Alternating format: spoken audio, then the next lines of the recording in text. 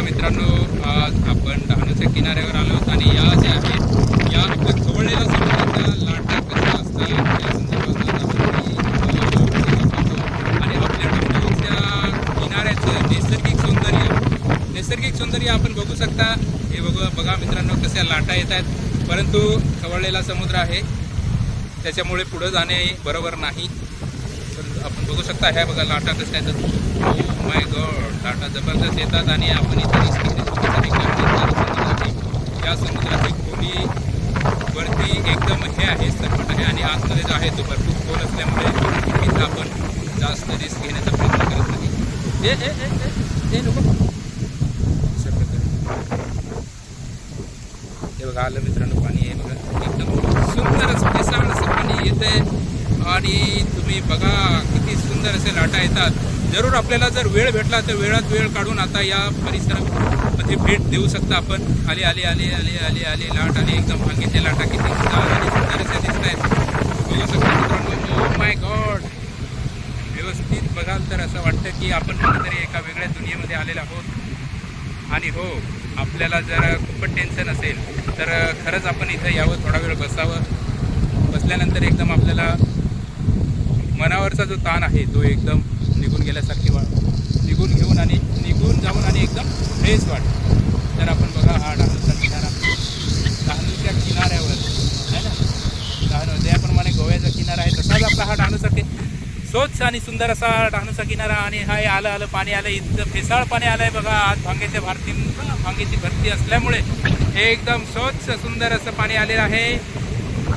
वरती येत आहे, खाली जात आहे, मस्तपैकी आपण बघू शकतो. हा आपला समुद्र डहाणू पालघर जिल्ह्यामध्ये येते आणि पालघर जिल्ह्यातील हा एक डहाणू तालुका आहे. असा निसर्गरम्य असा हा डहाणू तालुका आपण आज बघू शकता.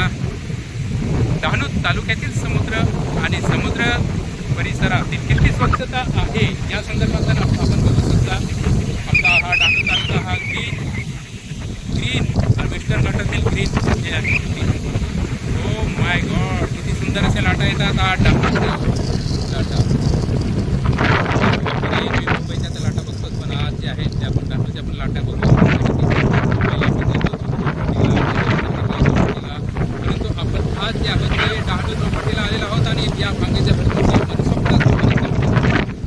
तर मित्रांनो, तुम्हाला पण वेळ भेटला तर जरूर या डहाणू चौपाटीला. डहाणू स्टेशनला यायचं, डहाणू स्टेशनवर पोहोचला आपण जर बाईक वगैरे घेऊन येत असाल तर बाईकने डायरेक्ट चौपाटीला येऊ शकता. सुंदर असा हा आजचा दिवस आणि सुंदर लाटा. ओ माय गॉड,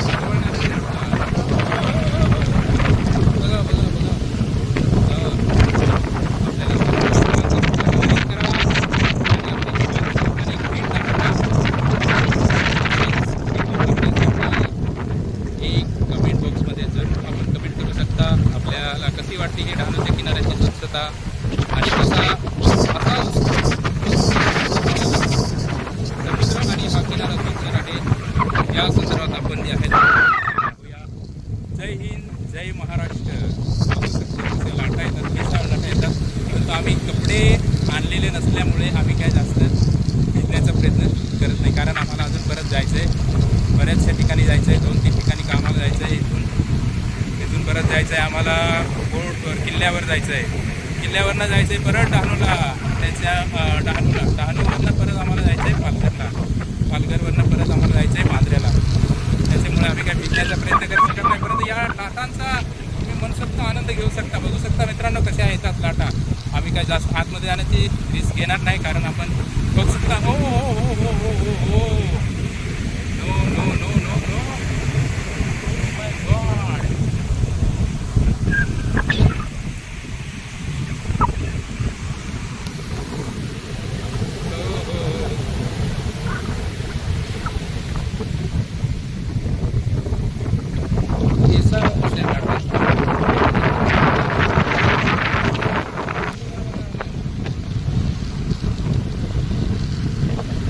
आज आपला हा डहाणूचा किनारा किती मन